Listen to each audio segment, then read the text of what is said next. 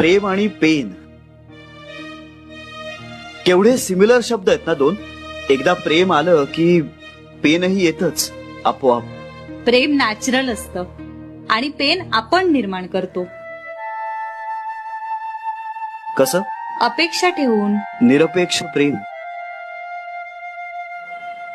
ते कसं करतात? जसं आई बाळावर करते किंवा निसर्ग सृष्टीवर करतो.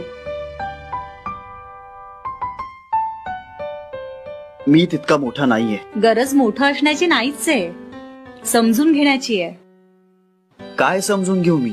हेच प्रेम देता येतं, मागता येत नाही.